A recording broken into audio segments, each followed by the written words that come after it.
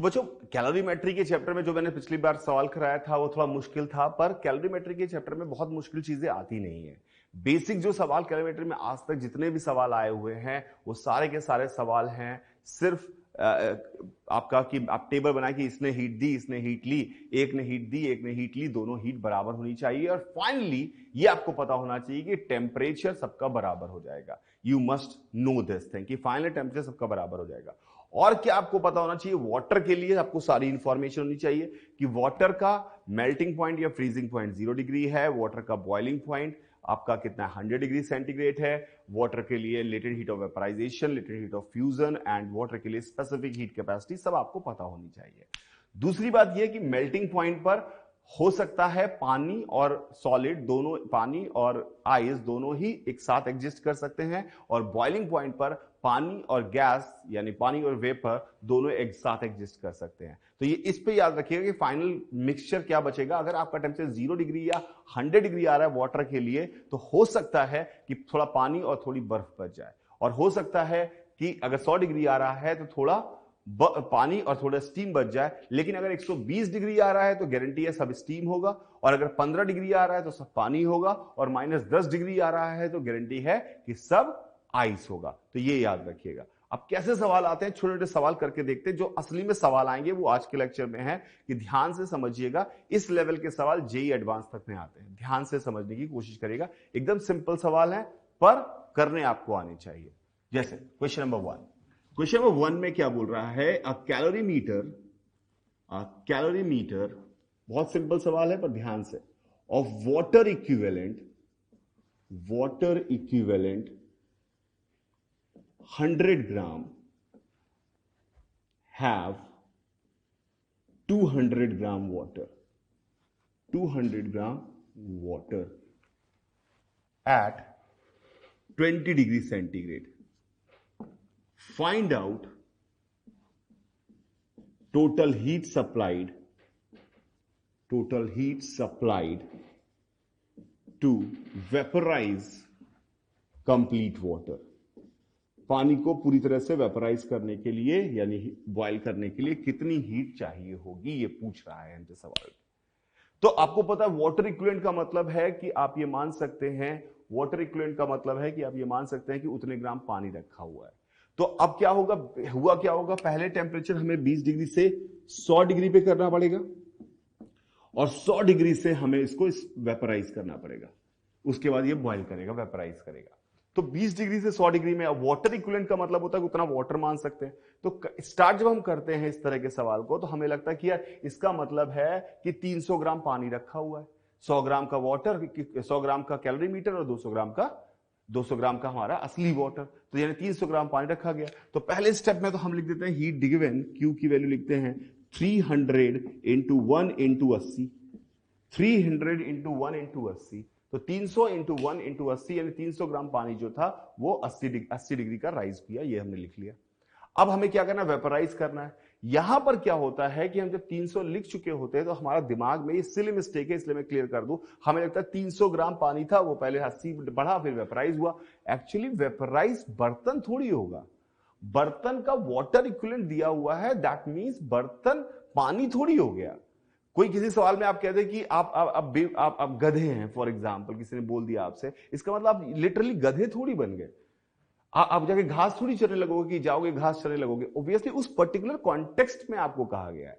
तो इसी तरह से वाटर इक्विवेलेंट सिर्फ टेम्परेचर रेज करने में वैसा है, पर वो वाटर नहीं बन गया, वो वाटर नहीं है। इवेपोरेट, वेपराइज तो वाटर ही करेगा, वो बर्तन थोड़ी वेपराइज कर जाएगा।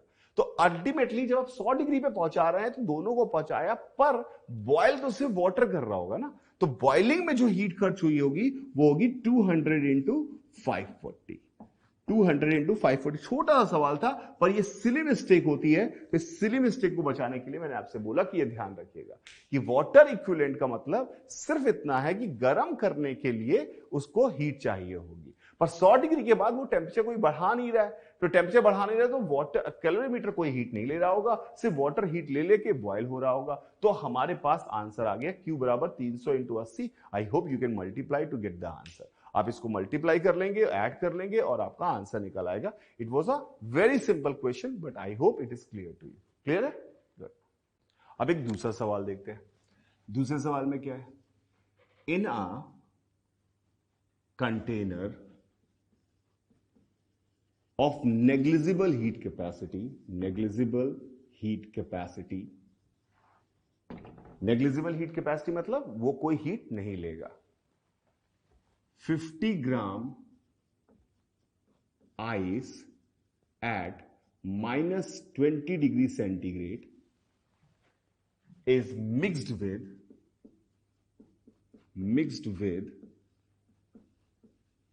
100 ग्राम water at 30 degree centigrade. Find out final composition. मतलब फाइनली क्या बचेगा, किस टेम्परेचर का बचेगा? कॉम्पोजिशन। फाइनली क्या बचने वाला है और किस टेम्परेचर का बचने वाला है, ये हमें निकालना है। क्या क्या चीजें मिलाई गई है? आपका 50 gram ice eight -20 degree centigrade और 100 ग्राम वाटर एट 30 डिग्री सेंटीग्रेड, ये आपस में मिलाया गया। एस वाटर पता होता है, एस आइस हमारा है 0.5 कैलोरी पर ग्राम पर डिग्री सेंटीग्रेड। अब ध्यान से समझिए, अब यहां पर आइस भी है और यहां पर हमारे पास पानी भी है। अब हमें यहां पर पॉसिबिलिटी क्या हो सकती है? हो सकता है कि पूरा पानी बन जाए, हो सकता है कि यहां पर पूरा पानी ना बन पाए, यहां पर कुछ आइस फ्रीज कर जाए, जो कुछ पानी फ्रीज कर जाए, या हो सकता है कुछ आइस जो है वो मेल्ट कर जाए। क्या बनने वाला है हमें नहीं पता, ये हमें नहीं पता कि क्या बनने वाला, लेकिन पॉसिबिलिटी बहुत सारी है। तो ऐसी सिचुएशन में जब एम्बिग्यूटी रहती है, तो एम्बिग्यूटी से बचने के लिए आपको हमेशा जो बीच का पॉइंट है, जैसे 0 डिग्री सेंटीग्रेड, तो आप सबको 0 डिग्री सेंटीग्रेड का वाटर बना लीजिए ताकि कंफ्यूजन ना हो। इसको अलग से 0 डिग्री सेंटीग्रेड का वाटर बनाइए उसको, और देखिए कितनी हीट ली गई, दी गई, और एक्चुअली जो एक्स्ट्रा अमाउंट ऑफ हीट आपने इस पूरे प्रोसेस में देखा होगा वो वापस इनको दे दीजिए, क्योंकि इनको हम कुछ दे ले नहीं रहे हैं। मतलब कैसे? जैसे फॉर एग्जाम्पल आइस को अगर मैं 0 डिग्री सेंटीग्रेड का वाटर बनाऊंगा तो मुझे हीट देनी पड़ेगी। तो कितनी हीट देनी पड़ेगी आइस को? Q given. देखता हूं कितनी हीट देनी पड़ेगी आइस को 0 डिग्री सेंटीग्रेड का वाटर बनाने में, कितनी हीट देनी पड़ेगी। तो पहले हमें 50 ग्राम आइस को -20 से कहां लाना पड़ेगा? 0। तो 50 इंटू हाफ इंटू 20, -20 से 0 लाने में हमें ms डेल्टा टी हीट देनी पड़ेगी। ये हमारे पास हीट आ गई, विच कम्स आउट 500 प्लस, और लिख देता हूं, प्लस 50 इंटू 80। अब वो 0 पे आके उसको मेल्ट कराया, 50 इंटू 80। तो ये हमें टोटल हीट देनी पड़ी जब हमने आइस को 0 डिग्री सेंटीग्रेड का वाटर बनाया। तो क्यू गिवन हमारे पास इतना आ गया। देखते हैं कितना आया। तो ये हमारे पास कितना हो गया? ये हो गया 4000 और ये हो गया 500। तो हमारे पास आ गया 4500 कैलोरी देनी पड़ेगी, 4500 कैलोरी। अब देखते हैं वाटर को, 30 डिग्री के वाटर को 0 डिग्री का वाटर बनाया, सबको 0 डिग्री का वाटर बनाना है, जो भी बीच वाला पॉइंट है सबको 0 डिग्री का वाटर बनाया। 30 डिग्री के वाटर को 0 डिग्री का वाटर बनाया। इसमें क्या करना पड़ेगा? 30 डिग्री के वाटर को 0 डिग्री के वाटर जब बनेगा तो क्यू बाहर निकलेगी, क्यू टेकन, वहां गिव है, वहां दी है हमने, यहां बाहर निकली है। कितनी? ms डेल्टा टी, m कितना? 100 इंटू 1 इंटू 30, यानी कितनी? 3000 कैलोरी। ठीक है। अब आपके पास है क्या? आपके पास इस समय आपने 4500 हीट दी और 3000 हीट जो है वो उसने निकाली है।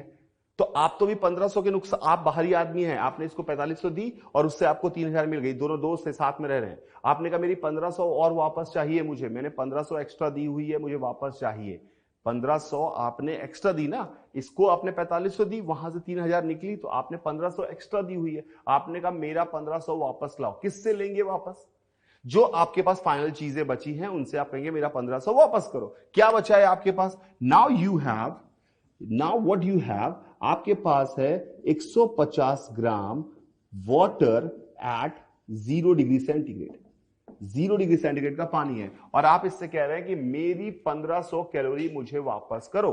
तो अगर ये चीज आपको आपकी एनर्जी वापस करेगा तो ये क्या करेगा? ये फ्रीज करेगा। लेकिन ऑब्वियसली पूरा फ्रीज नहीं कर सकता। 150 ग्राम पानी को फ्रीज होने में 150 ग्राम पानी अगर फ्रीज होगा तो 150 इंटू 80 हीट निकलेगी, पर आपको तो सिर्फ 1500 चाहिए। तो यानी कुछ वाटर फ्रीज करेगा, इसमें से कुछ फ्रीज कर जाएगा और आपको आपकी एनर्जी वापस कर देगा। कितनी चाहिए आपको? 1500। तो आपको इससे 1500 कैलोरी हीट चाहिए, तो इससे कितना वाटर को फ्रीज करना पड़ेगा? तो आपने कहा मैं कैलकुलेट करके बता रहा हूं, तो आपने लिखा 1500 बराबर m इंटू 80। तो आपके पास m की वैल्यू आई 150 डिवाइड बाई 8 यानी 75 divide by 4, that comes out 9। 75 divide by 4 किया हमने तो कितना आया हमारे पास? 18 हमारे पास 18.75। तो 18.75 जो हमारे पास ग्राम है, ये हमारे पास इतने पानी को फ्रीज होना पड़ेगा। तो अल्टीमेटली आपके पास मिक्सचर में क्या बचा? 150 ग्राम पानी मिला था, उसमें से 18.75 ग्राम को फ्रीज करना पड़ा। देन यू विल से कि योर फाइनल आंसर इज कि we have 18.75 gram ice and कितना? 150 में से 18.7 कट चला गया तो कितना बचा हमारे पास? 131.25 gram water at 0 degree centigrade. तो this is your final answer कि this is the composition we are getting. तो इस तरह के सवालों में वैसे तो नॉर्मल अपन जब बचपन में कर रहे थे तो अपन सीधे देखते थे कि ये थोड़ा थोड़ा दे के देखते थे कहां कितनी हीट दी जा रही है। लेकिन कंफ्यूजन से बचने के लिए एक बेस्ट तरीका है, सबको एक कॉमन चीज बनाइए और देखिए जो भी आपने एक्स्ट्रा दिया हुआ है उसको उससे वापस ले लीजिए, अगर आपने एक्स्ट्रा लिया हुआ है तो उसे वापस दे दीजिए और उसके बाद आपका आंसर आ जाएगा। I hope it is clear to you. Clear है ये सभी को? बिल्कुल वैसे ही जैसे अभी हमने सवाल किया था, एक और सवाल करते हैं ताकि आपको क्लैरिटी आ जाए कि मैं क्या बोल रहा था। तो इन अ कैलोरीमीटर एक कैलोरीमीटर है हमारे पास, उसमें 10 gram of steam at 120 degree centigrade is mixed with 100 gram of water at 50 degree centigrade. Find final composition. और जो करंट कैलोरीमीटर है उसका हीट कैपेसिटी नेग्लिजिबल है। फाइनल कॉम्पोजिशन क्या बनेगा ये निकाला। बिल्कुल वैसे ही सवाल है। तो इस बार हमारे पास क्या है? स्टीम और वाटर है। तो हो सकता है कि पूरे स्टीम को कंडेंस होना पड़े, इसके लिए हो सकता है कि कुछ वाटर इवेपोरेट हो जाए, या हो सकता है सब फाइनली वाटर बन जाए, या हो सकता है सब फाइनली स्टीम बन जाए। मुझे नहीं पता क्या होने वाला है। तो इस केस में करने का तरीका क्या है? सबसे पहले हम बीच वाले पॉइंट पे सबको लाएंगे, यानी what will make 100 degree centigrade का वाटर। सबसे पहला काम हम करेंगे, हमारा एम है सबको 100 डिग्री सेंटीग्रेड का पानी बना के देखेंगे कि क्या हो रहा है, कितनी हीट दी गई, कितनी हीट ली गई। तो सबसे पहले अच्छा, स्पेसिफिक हीट ऑफ वेपर हमारे पास जो है वो हम मान सकते हैं 2 कैलोरी पर ग्राम पर डिग्री सेंटीग्रेड। वाटर की तो हमें पता है, वेपर की हमने इतने मान ली। सबसे पहले क्या मानते हैं कि वेपर जो है वो बनी 100 डिग्री सेंटीग्रेड का पानी। 100 डिग्री सेंटीग्रेड का पानी बन गई वेपर। तो वेपर अगर 100 डिग्री सेंटीग्रेड का पानी बनी तो क्या हुआ होगा? वेपर ने पहले अपना टेम्परेचर 120 से 100 किया होगा और 100 के बाद वो पूरी तरह से कंडेंस हुई होगी। तो 120 से 100, 100 के बाद कंडेंस हुई होगी, तो ये हीट निकाल रही होगी। तो कितनी हीट निकाली? QT taken. इससे हमें बाहर कितनी मिली? इससे बाहर कितनी निकली? क्योंकि ये ठंडी होगी तो हीट निकालेगी ना, तो इससे बाहर कितनी मिली? तो हमने लिखते हैं, तो हमारे पास कितना आया? कितने वाटर है हमारे पास? 10 ग्राम। तो 10 इंटू 2 इंटू 20, ये क्या हुआ? उसने अपना टेम्परेचर 120 से 100 किया, प्लस 10 इंटू 540, ये क्या हुई? कंडेंस हुई, यानी 100 डिग्री का पानी बनी। तो हमारे पास कितना आ गया? ये मल्टीप्लाई करें तो ये हो गया 400, ये हमारे पास 400 और ये हो गया 5400, यानी 5800 कैलोरी। चेक करिएगा calculation. QT is equal to 5800 calorie, यानी हमने अभी सिस्टम से 5800 कैलोरी हीट निकाल ली है। अब हमारे पास पानी पड़ा था, अब हम 100 ग्राम के पानी को 50 डिग्री सेंटीग्रेड से 100 डिग्री सेंटीग्रेड पे ले जाएंगे। देखते हैं अब हमें कितनी देनी पड़ी, इसमें देनी पड़ेगी हीट क्योंकि पानी गर्म हो रहा है तो हीट देनी पड़ेगी। तो क्यू गिवन कितना हुआ, M S delta T. M S delta T का मतलब एम कितना हमारे पास 100, एस कितना 1 इंटू डेल्टा टी कितना हमारे पास है 50। तो हमारे पास क्यू गिवन हमारे पास आ गई 5000 कैलोरी। चेक करिए 5000 कैलोरी। तो हमारे पास हमने इस सिस्टम से निकली है 5800 और इस सिस्टम ने ली है, पूरे को सिस्टम माने तो इस सिस्टम से निकली है 5800 और सिस्टम ने ली कितनी है 5000। इसका मतलब है 800 एक्स्ट्रा निकल गई है। हमने कहा हमें नहीं चाहिए, ना हमें कुछ लेना है ना कुछ देना है, अपनी 800 वापस ले लो, अपनी 800 कैलोरी वापस ले लो। अच्छा अभी हमारे पास है क्या, बन क्या गया है, हमारे पास बन गया है यहां पर 10 ग्राम और 100 ग्राम यानी 110 ग्राम वाटर एट 100 डिग्री सेंटीग्रेड है, 100 डिग्री सेंटीग्रेड है। तो 110 ग्राम वाटर एट 100 डिग्री सेंटीग्रेड है हमारे पास और हमने इससे एक्स्ट्रा 800 ले रखी है। तो हम कहेंगे भैया एक्स्ट्रा 800 जो हमने ले रखी है हमें नहीं चाहिए, we are not here to take any amount of heat from you और we are not here to give any amount of heat to you. तुम्हें आपस में जो करना है करो।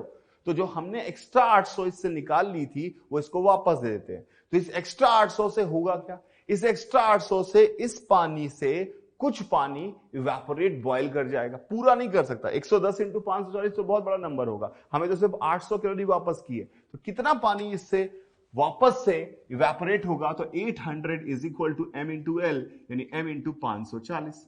तो m की वैल्यू हमारे पास आ गई 80/54 यानी m की वैल्यू आ गई 40/27। 40/27 तो ये लगभग हमारे पास कितना आ गया 27 यानी 1, तो हमारे पास 130 बचा यानी कि लगभग 5 यानी 1.5 के आसपास। तो 1.5 ग्राम हमारे पास जो है पानी को इवेपोरेट होना पड़ेगा, बॉयल करना पड़ेगा। कितना पानी था हमारे पास, हमारे पास था 110 ग्राम पानी 100 डिग्री सेंटीग्रेड का, इसमें से कितना इवेपोरेट करना पड़ेगा 1.5 ग्राम इवेपोरेट करना पड़ेगा। यानी what is our final answer, हमारा फाइनल कंपोजिशन क्या है, we got 1.5 gram steam and rest कितना बचा 108.5 ग्राम वाटर, टेम्परेचर दोनों मिल रहे हैं एट 100 डिग्री सेंटीग्रेड। तो ये हमारा फाइनल कॉम्पोजिशन निकल के आ गया। जरूरी नहीं है कि हमेशा ही ऐसा ही कॉम्पोजिशन निकल के आए, हो सकता है कभी पूरा पानी बन जाए, हो सकता है कभी पूरा स्टीम बन जाए, डिपेंडिंग अपॉन द सिचुएशन क्या दिया हुआ है। तो फंडामेंटल समझिए कैसे काम करना है। आई hope it is clear. What I want कि इस सेम लेवल पे आप एक सवाल खुद से करके देखिए, मैं सवाल बोल रहा हूं आपसे, आप खुद ट्राई करिएगा।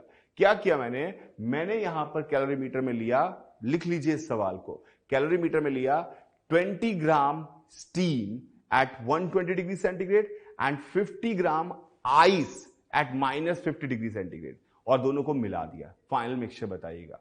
20 ग्राम स्टीम 120 डिग्री पर, 50 ग्राम आइस -50 डिग्री पर। 20 ग्राम स्टीम 120 डिग्री और 50 ग्राम आइस एट -50 डिग्री, दोनों को मिलाया। फाइनल कंपोजिशन बताइए। स्पेसिफिक हीट ऑफ वाटर आपको पता है, आइस की 0.5 लीजिएगा और वेपर की 2 लीजिएगा। ट्राई करिए इस सवाल को और आंसर निकालिए फाइनल कंपोजिशन क्या आ रहा है। क्लियर है मेरी बात? Good. Other type of question जो पूछा जा सकता है वो ग्राफ से रिलेटेड हो सकता है। फॉर एग्जाम्पल उसमें बोला हुआ है कि a solid at 0 degree centigrade is heated with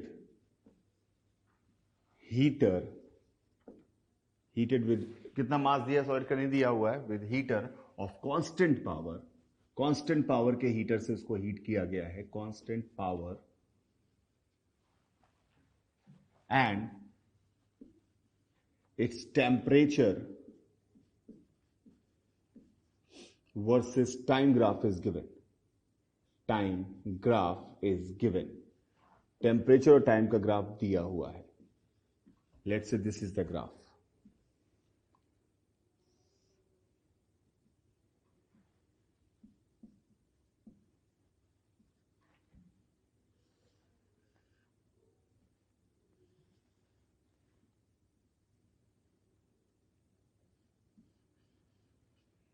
इतना पार्ट ऑफ द ग्राफ दिया हुआ है कुछ समय तक। ये समय जो है वो है 10 मिनट्स, और यहां पे जो समय स्टार्ट हो रहा है वो है 30 मिनट्स, और ये टेम्परेचर 0 डिग्री सेंटीग्रेड। ठीक है, ये दिया हुआ है। Now they are asking find out ratio of specific heat capacity and latent heat का रेशियो चाहिए। ठीक है, ये ग्राफ दिया हुआ है और बोला है कि स्पेसिफिक हीट कैपेसिटी और लेटेंट हीट का रेशियो चाहिए। एक सॉलिड है, कांस्टेंट पावर से उसको सप्लाई की जा रही है इसको हीट। ठीक है, तो 0 डिग्री सेंटीग्रेड पे था। आपको इस ग्राफ को ऑब्वियसली यू अंडरस्टैंड कि क्या हुआ, ग्राफ को आपने समझा कि 0 डिग्री सेंटीग्रेड पे था। पहले जब 10 मिनट तक उसको हीट मिली तो उसने 150 तक ले गया, 150 तक ले गया। उसके बाद अगले 20 मिनट में वो पूरा का पूरा मेल्ट हुआ है, यानी इतना क्लियर है कि 150 उसका मेल्टिंग पॉइंट है, कभी या फ्रीजिंग पॉइंट है। कोई पूछ दे कि इसका मेल्टिंग पॉइंट कितना है तो 150 डिग्री है। तो 10 मिनट में जो हीट उसको मिली है उससे उसने टेम्परेचर 0 से 150 किया है। तो मान लिया पर मिनट क्यू हीट मिलती थी, तो 10 मिनट में उसको कितनी हीट मिली होगी, 10 क्यू। माना पर मिनट, लिख लेता हूं मैं, let per minute heat is equal to Q. Heater से पर मिनट जो हीट आ रही है वो क्यू आ रही है। तो पहले 10 मिनट में उसको जो हीट मिली होगी वो कितनी हो गई, वो हो गई 10 क्यू। इसने क्या किया, उसका टेम्परेचर बढ़ाया 0 से 150। कितना मास है सॉलिड का नहीं पता, एम को एम लिखिए, एस को एस लिखिए, डेल्टा टी हमें पता है 150, एम एस 150। पक्का। अब अगले 10 से 30 मिनट में, यानी कितना समय मिला उसको मेल्ट करने में, मेल्ट करने में उसको मिला 20 मिनट। इस 20 मिनट में जो भी हीट आई होगी उसने क्या किया होगा, इस 20 मिनट की हीट ने, ये बात याद रखिएगा, इस 20 मिनट की हीट जो हमारे पास आ रही है वो इसको डेफिनेटली 20 मिनट की हीट जो है वो आपको मेल्ट करा रही है। तो 20 मिनट में कितनी हीट मिलेगी, 20 क्यू। 1 मिनट में क्यू मान रहे कांस्टेंट पावर है, तो it must be equal to M into L. तो जैसे ही आपने इस दो इक्वेशन लिखी, आई होप एस और एल का रेशियो आपको आसानी से मिल सकता है। You just divide them and get the ratio of S and L. तो एस और एल का रेशियो सीधे सीधे अगर हम निकालने की कोशिश करें तो S by L, actually 150 S by L, इधर की साइड हम बात करें तो वो आ गया 1/2। तो एस बाई एल की वैल्यू हमारे पास आ गई 1/300। एस अपॉन एल की वैल्यू आ गई 1/300, यानी उसकी स्पेसिफिक हीट और लेटेंट हीट का रेशियो 101/300 है। तो ये बात बहुत इंपॉर्टेंट है। तो इस ग्राफ पे कई बार सवाल आ सकते हैं, ग्राफ किसका है, टेम्परेचर और हीट गिवन का, बहुत ध्यान समझिएगा। तो आपको यह बात समझ आनी चाहिए, आपको अगर पता हो कि Q बराबर ms डेल्टा टी होता है, तो डेल्टा टी कहां पर दिखाया हुआ है, वाई एक्सिस पे। डेल्टा टी वाई एक्सिस पे दिखाया हुआ है और क्यू कहां दिखाया हुआ है, एक्स एक्सिस पे। तो अगर इसका स्लोप की अगर हम बात करें, delta T by Q type का जो प्रोपोर्शनल होगा वो आएगा 1/ms। तो कई बार इस तरह के सवाल भी वो पूछता है, जैसे उसने बोला कि दो मटेरियल हैं, डेल्टा टी और क्यू का ग्राफ, एक इसका और एक इसका, ये ग्राफ, ये 37 डिग्री है और ये 53 डिग्री है। ये मटेरियल 1 है, ये मटेरियल 2 है। वो बोलेगा कि बताओ इन दोनों मटेरियल की हीट कैपेसिटी का रेशियो। तो याद रखिएगा स्लोप जो है वो 1 हीट कैपेसिटी है, it is 1/c, 1 heat capacity है।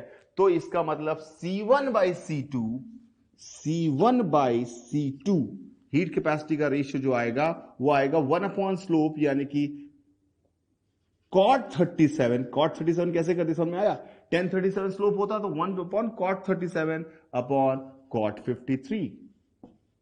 तो ये आपका C1/C2 भी निकल गया। अल्टीमेटली ये बात याद रखिए, ग्राफ में कौन सी चीज क्या रिप्रेजेंट कर रही है।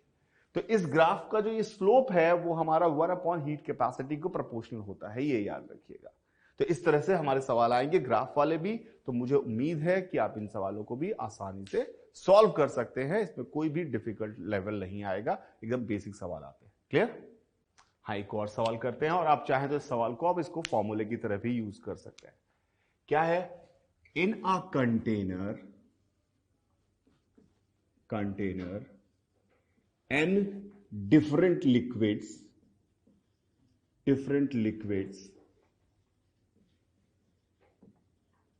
at different temperatures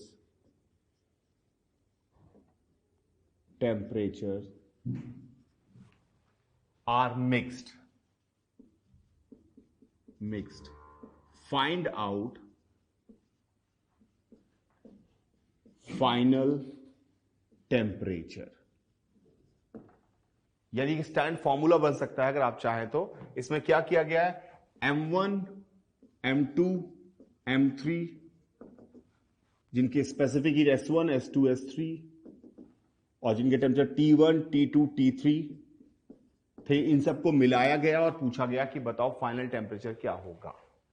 अब कौन सा टेम्परेचर ज्यादा है, कौन सा कम है, कौन हीट ले रहा है, कौन हीट दे रहा है, हमें क्लियर नहीं है।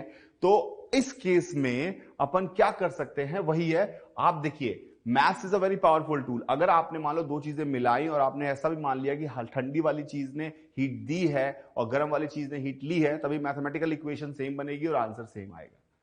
तो अपन मान लेते हैं यहां पर, बहुत ध्यान समझिएगा, कि सबने हीट दी है, ली किसी ने नहीं है।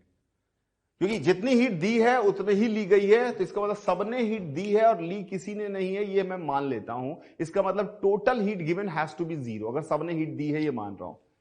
ये let final temperature is T, ध्यान से समझिएगा, फाइनल टेम्परेचर इज T और सबने हीट दी है, ली किसी ने नहीं है, यानी सब हीट निकाल रहे हैं और फाइनल टेम्परेचर T हो रहा है, ले कोई नहीं रहा है। इसका मतलब सारी heat given must be equal to 0। तो पहले वाले ने कितनी हीट दी? पहले वाले ने हीट दी M1 S1 T1 minus T। दूसरे वाले ने कितनी दी? M2 S2 T2 minus T। तीसरे वाले ने M3 S3 T3 minus 3 T and so on, और लेने वाला कोई नहीं है, बराबर 0। फाइनल टेम्परेचर निकालने का यह बेस्ट तरीका है कि आपने वाले सबने हीट दी और ली किसी ने नहीं, आपको कंफ्यूजन है। तो मान लो आपको लगा होता कि नहीं सर मैं ये मानूंगा, आपने कहा मैं कुछ और मानूंगा। मैंने क्या आपने माना कि सर M1 ने दी है हीट और बाकी सबने ली है।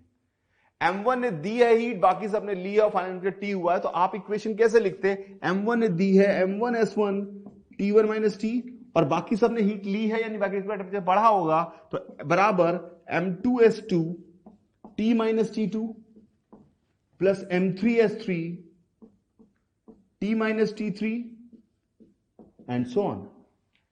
तो आप देखिए बेटा, दोनों इक्वेशन सेम ही है, क्योंकि अगर मैं इन दोनों टर्म को इधर लेके आऊंगा तो T2 माइनस T हो जाएगा और वो T3 माइनस T हो जाएगा, अपने आप सही सेम इक्वेशन आएगी।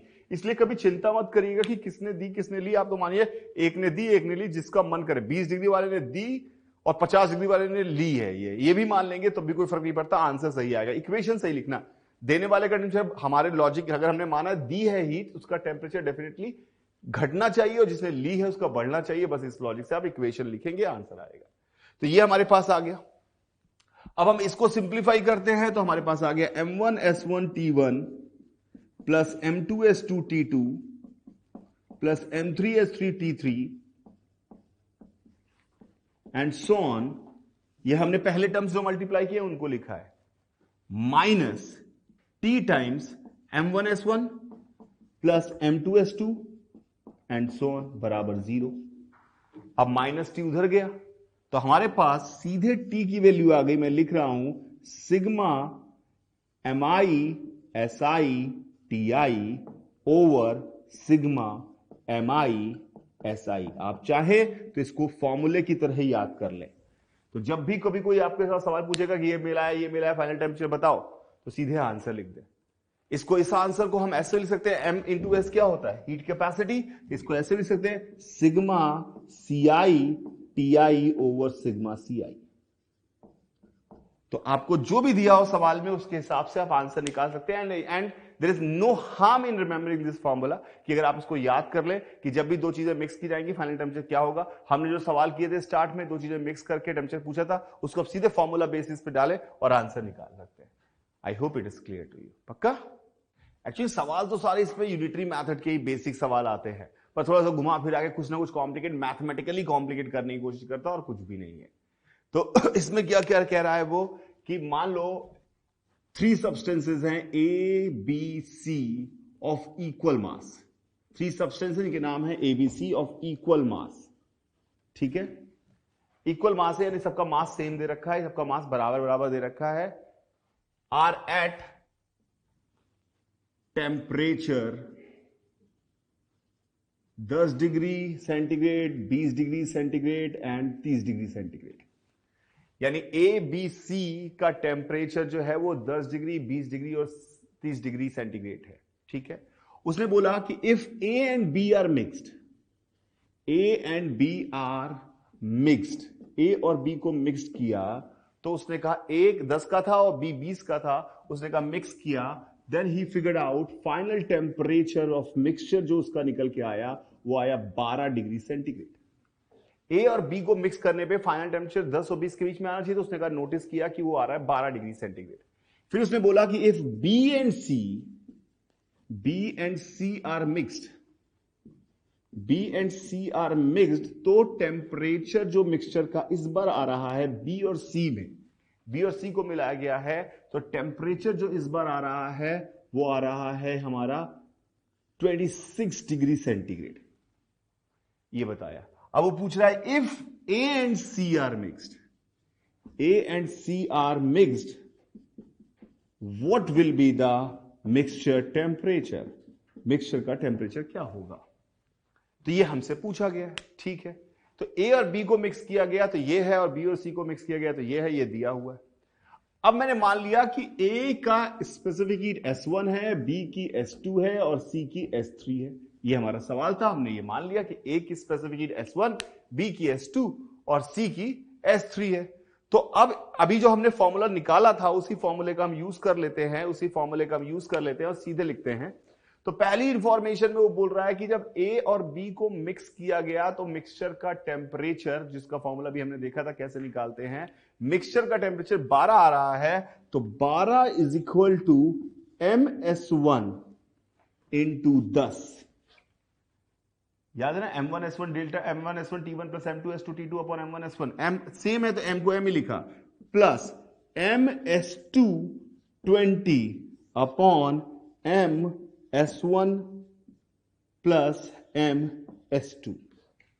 चेक करिए क्या समझ में आया आपको, क्या लिखा मैंने, MS1 10 प्लस MS2 20 बराबर MS1 plus S2। Is it right? तो इसको हम सिंप्लीफाई करते हैं तो what we have in our hand, हमारे पास क्या आ रहा है, हमारे पास देखिएगा equation 12S1 plus 12S2, mm तो सारे कैंसिल हो गए, 12S1 plus 12S2 is equal to 10S1 plus 20S2। ये हमारे पास इक्वेशन आ गई। इससे हमें क्या मिल गया, S1 और S2 का रिलेशन। क्या दिख रहा है आपको, S1 और S2 में क्या रिलेशन है वो मिल गया। Can you help me, what is the relation? 2S1 is equal to 8S2, यानी S1 is equal to 4S2। Please check करें, S1 is equal to 4S2 is the relation. Is it right? S1 is equal to 4S2 is the relation. पक्का? अब कोई common sense से अगर सोचता S1 is equal to 4S2 मैंने लिखा है, कोई कॉमन सेंस सोचता तो वो भी इस चीज को इतनी मेहनत के बिना भी कर सकता।